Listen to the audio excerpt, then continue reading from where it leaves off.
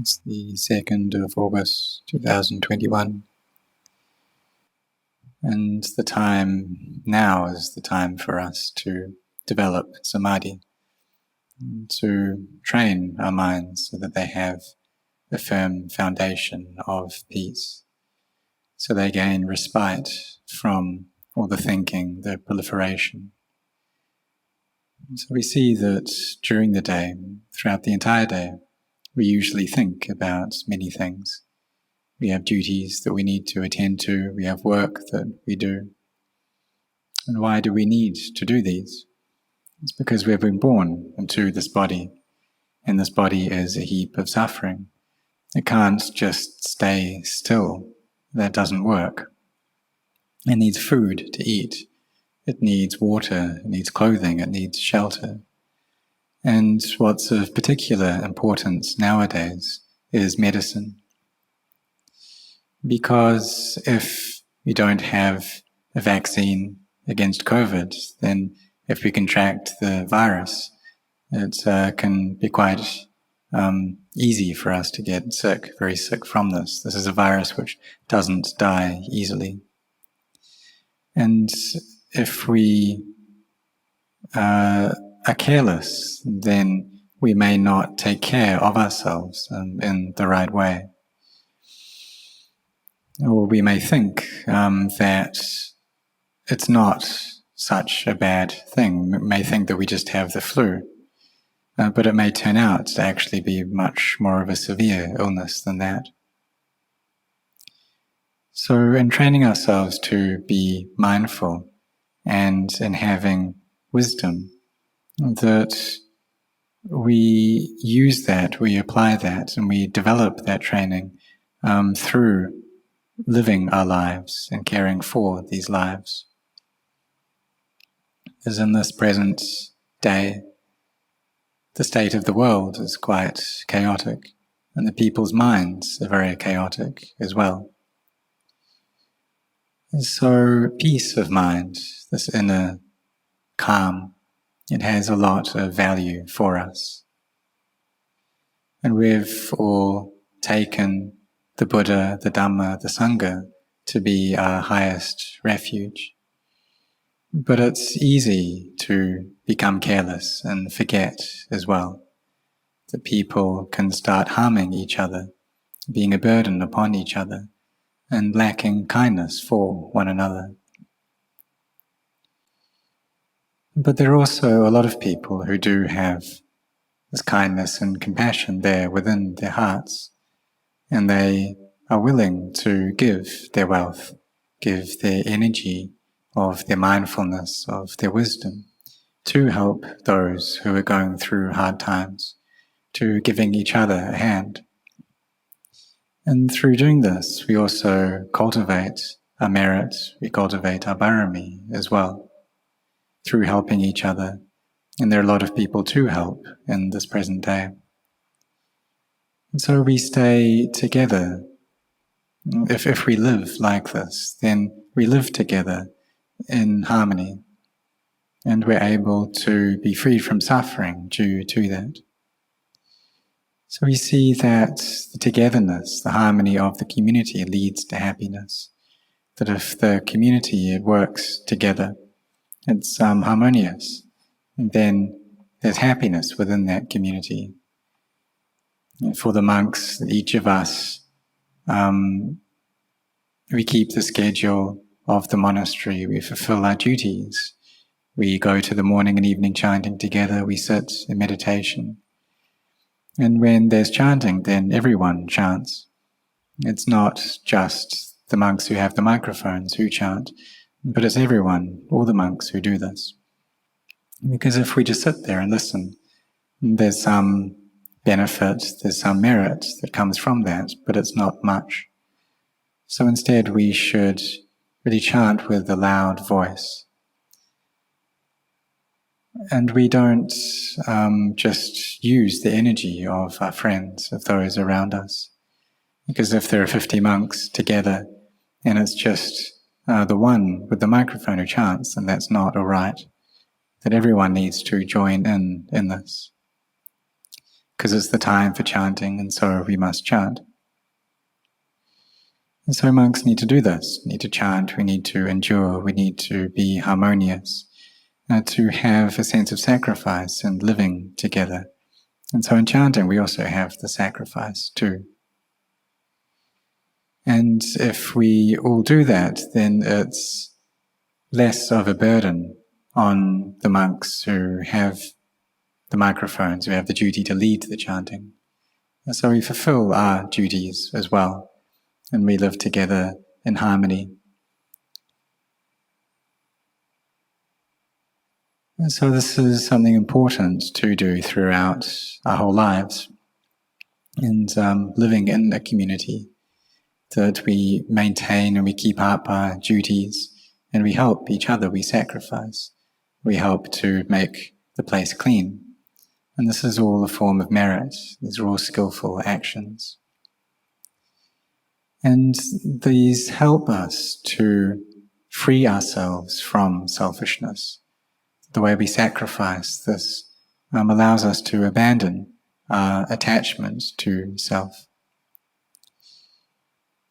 So if people just act according to their own views, such as when people drive on the road, and there are a lot of people who are like this, they don't really follow the road rules. And this creates a lot of difficulty and creates many fights and arguments as well. And also if people drink alcohol and then drive, it's very dangerous, and that's something that's very selfish to do. So there are a lot of selfish people in the world. Those who get COVID, but they don't care for themselves, and they don't separate themselves from other people. And it causes much agitation, much difficulty for others as well. And so when people are going through hard times, then we help each other out, and we have this kindness towards one another. And there are some people who really are very kind. There was one person who was riding a motorbike and had an accident. And this person was lying on the road, and others came to help this individual. But they said, don't come close to me, don't help me, because I have COVID. So we see just how much kindness was there in that person's heart, that other people were coming to help them out, and they're in a difficult situation, but they said, don't come close, I have COVID.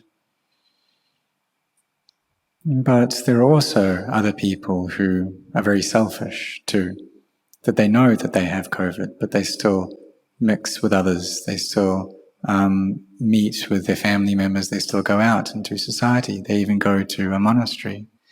And this has happened, and many monks have gotten COVID from that. But that's other monasteries, that's not this monastery. And so some people are very selfish in this way. But for us, if we have the sense of sacrifice, then we abandon this selfishness. And living together in a community in this way of helping out, of self-sacrifice, then this brings up happiness within that community. But it's something that's quite difficult to find in this present day. So we can ask, is gold something that's difficult to find? Well, it is quite difficult, it is valuable, but it's not necessary. But something which is necessary these days is this vaccine, this COVID vaccine. And sometimes people are very selfish and they don't wish to share that with anyone else. But if we help each other out, then this brings up happiness within the community. But if we just think about ourselves, just trying to get benefit for ourselves, just this one person, and we don't wish to help others, then the Buddha said that these are selfish people. And it's impossible for these kinds of people to know the Dhamma. So he taught us to sacrifice, to be generous, to develop merit in this way, and to have this generosity there as our foundation. And so we can give medicines, we can give vaccines, and help each other in this way. And through doing that, through having kindness like this, we're able to stay together in this world, to live with one another. Because it's not possible for us to just exist by ourselves. We see that animals need to live in groups. Elephants, for example, that they need to work together. And when they do things, then they do this together. And I myself had an experience of this. And when I went to a national park, Khao Yai, and there were about 20 elephants that came. And my group were in some cars, and these elephants came and surrounded the cars. They came in front and they came behind as well. And so we see that they can work together like this, that if they're afraid or if there's some danger, that they can assist one another, work together in order to free themselves from that danger. But through the power of the Buddha, the power of the Dhamma, the power of the Sangha, we manage to stay safe. And also when elephants go to find food, then they work in teams as well. And so these are big animals, but what about small animals as well? Well, they have to also have teams, such as ants or termites. They work in teams and they're exceptional in doing this. If there's just one drop of water on a leaf, then 16 ants are able to share that water. And not only do they share it, but they work in teams as well, that they divide their group up into 4 teams and take turns in drinking it. Because if all of the ants went to drink in one go, then it would be possible for the leaf to tip and for that drop of water to be spilt. So they needed to separate out and organize themselves like this. So there's sacrifice, and each individual sacrifices for the group. And so ants and other beings like this, they also have a knowing element. They have a citta within them. And but through the karma that they've made in the past, then they've had to be born as an ant. But they work together. So what about us people? People are those, or humans are those with high minds. And so having a high mind, then we need to have a sense of morality and virtue. But if we don't have that, if we don't have much goodness to us, then we are people, kind of in name only. And it's difficult for us to exist together in that case. So we all need to sacrifice, whether it's the lay people, whether it's the monks. We need to support each other. If we gain anything, we need to share that out. And when we do that, then we live together happily. And at Wat Marp this was the policy in the community there. And so it was a harmonious community. And there was a very good sense of solidarity and togetherness. And so if any gains came into the monastery, then those would all be gathered up. Any robes, any food, any shelter, any medicines, all of these would be gathered together as a communal supply, and then it would be shared out and shared out appropriately. And it's not the case that just those monks who were skilled would get a share, or they would get a lot, and the monks who had few skills would get little, and maybe the novices wouldn't get anything at all. That's not how it worked. Because we all live together, and so we all must eat, we all must gain medicine, we must have lodgings and clothing. And it's important for these 4 requisites to be shared equally. Because we need to live together, we need to exist well together. So we see in the present day, there's this pandemic that has spread around. And if all the people in the world, in our respective countries and cities and households, have a sense of sacrifice, then we'll be able to live together well. And so we share what we have, the food, the medicines that we gain, and we share that with one another.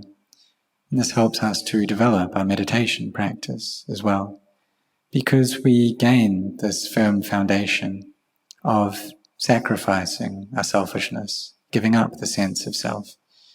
And what this gives us in return is inner happiness. So if in the monastery we kind of see something that isn't right, then we should, or see something that's dirty, then we should just go and sort that out. We should clean that. There's no need to ask first. That if we see something like that, then we should just do it. And so we help each other, we help the community in this way. And perhaps we see someone who's unwell, who's lying on the road, and maybe we're not able to help them directly because we may contract COVID, but everyone has phones these days, and so we can contact a hospital and get medics to come and help. This is something that we can do. We are able to help each other in this way. And so if we see anything that's not quite right, we see some shards of glass on a footpath, or we see something that's dirty, then we clean that up. And because if we don't, then it can become a danger that other people may not see that glass and they may step on it and they can harm themselves. And so we do need to be cautious. And also when we're helping each other, we need to be cautious and do that with wisdom as well. Because if we see someone who's drowning, but we're not able to swim ourselves, then it's dangerous for us to get in the water and try to help them out. Or perhaps even if we can swim, but not strongly, then we go to help that person, but they grab onto us and they pull us under, and so both people die. So we need to be intelligent when we help. And really, in the end, we also need to help ourselves as well. This is important. We need to be a refuge unto ourselves. And so we train ourselves, we cultivate samadhi, we bring our minds to peace, and we be intent, or we develop this sincerity in this. Because where is it that sickness arises? It arises right here within this body, and that this body is a heap of suffering, it's a nest of sickness. And so we know that different animals have nests. Bees have their hives, and birds, mice, they have their nests. And so what about this body? Well, this body is a nest for sickness. That it has cells, and the body develops through these cells. But when those cells begin to change, then illness arises. And these bacteria or germs, they become dependent upon this body. And this body in turn is dependent upon different things as well. That it relies upon food, it relies upon water and shelter and medicine. And so with food we can eat vegetables, and you can also eat meat as well if we don't kill that animal. And we also don't order for any animals to be killed in order to gain meat from it. And if we don't do that, if we don't kill it ourselves, if we don't order for its death, then that's not an evil act. But if we take delight in the death of that animal, then that is a harmful act, that is an evil act of our minds. So it's possible for us to develop this evil, or this papa, these bad deeds, through trying to support and care for our bodies. So all of us, we love our own bodies, and we don't wish for anything to harm it. We don't want to get sick, we don't want to get any viruses. And other people are the same, they love their bodies as well. So we shouldn't harm one another. We should maintain harmony. Just like those ants who are able to share that one drop of water with one another. So we should recollect that and in turn develop our own kindness and compassion as well, and cultivate these qualities within our hearts. Because all beings wish for happiness. And so we wish then in turn for every being to be happy. And if they're going through suffering, we wish for them to be freed from that suffering. And then we come to train our minds. And when we sit in meditation, we need to be cautious too, because there are many things which work to obstruct peace. And the sleepiness, drowsiness, for example. And if we're just sitting there nodding off, then that's not right. In that case, we should open up our eyes. And we can think about things or contemplate. We don't just allow this drowsiness to just carry on, to just sit there and keep on nodding off. So if we do that, we're just wasting our time. Or we can press the tongue against the roof of our mouths. And this can help to reduce drowsiness. And it can also help to lessen the frantic thinking that can be going on as well. Because when we press the tongue against the roof of our mouths, then the amount of oxygen that's been taken in reduces. And so the thoughts reduce. If there's a lot of oxygen, there can be a lot of thinking. And if we're still drowsy after that, then we can get up and do walking meditation. But it's important for us to not just allow this drowsiness to continue. We must work and find something which reduces it. And we can open up our eyes. Because if we just sit there and nod off, if we just walk and we're sleepy, or we're walking and sitting and the mind's thinking about different things, then it doesn't give us any benefit. You can ask, is there effort? Well, there is, but it's effort that's devoid of results. It doesn't give us peace of mind. So we must train ourselves in the right way, to have the right way of practice. So all of us should set our hearts on this. And if we have effort, then we must succeed. And just like those ants that can live together, that have that harmony, that they work in a team to find their food, and work to bring that food back to their nest. And so that during the winter months they have food to eat.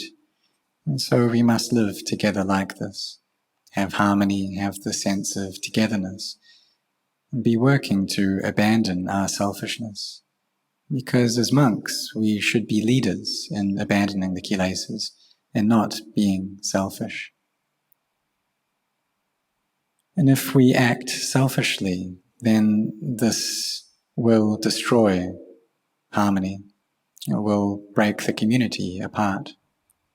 And suppose if there are 9 monks living together and 9 items of food get offered, the first monk takes 1, the second monk takes 1, then the next takes 2, the next takes 2, and then the last monk won't have anything to eat. They won't get that bit of food. And if that happens, then they won't have any respect for the senior monks, because they're just selfish. So we need to think about one another. We need to care for each other and sacrifice. And it's especially important for monks to act in this way as well. And Rinpoche, he once gave quite a strong teaching on this. He said that the laity have this faith in their heart to offer their food and robes and shelter and medicine, these 4 requisites, to the monks. and to offer the evening drinks as well. But if the monks just use those requisites selfishly, if they take advantage of one another, then that's really terrible. That's awful behavior. And so we shouldn't take advantage of one another, not take advantage of the laity like this. Because as monks, we are warriors fighting against the kilesas. So we must all really set our hearts on this, on training our minds like this.